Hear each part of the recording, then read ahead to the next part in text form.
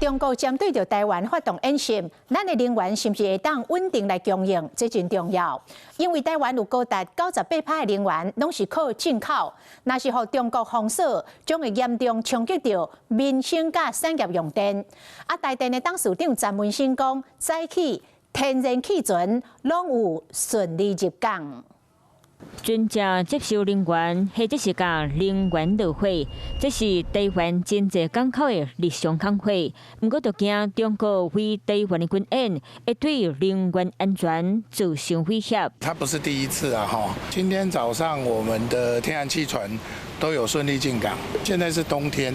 那我们最近的备转容量率都有超过10%。台电董事长詹文生6月时特别讲，台湾热天天然气安全存量大约剩12到12天，所以桃园第3天然气接收站两座都准座开始咧灌气，佮再加上明年台中接收站3期卖开始灌天然气，安全存量增加到14到15天，而且高雄就这码头外围嘛规划起新的接收站，希望增加存量。在天然气的部分呢，我们也会积极跟中油公司来联系哦，那希望也能够确保这个能源储备跟那个电力的供应无虞。燃煤的安全存量的天数都高于法定的规范，法定天数是30天，那台电的话，我们都会高于这个30天，那最高可以达到45天来规划。目前咱台湾能源1码98%拢是靠进口，其中原油含石油2024年达到4864万吨的油动量，占比42.4%。土炭是3334万吨的油动量，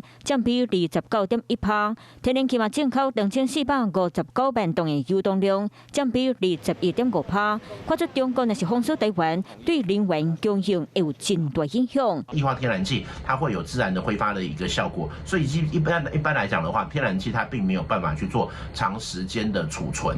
煤炭它固然可以做长期的储存，但是煤炭在使用上面就会有空污的问题。我们在能源的取得跟能源的运用上面，是不是或许要有一些新的一个做法，或者是一些必要的备案？如何确保台湾能源稳定，是今嘛当面对的课题。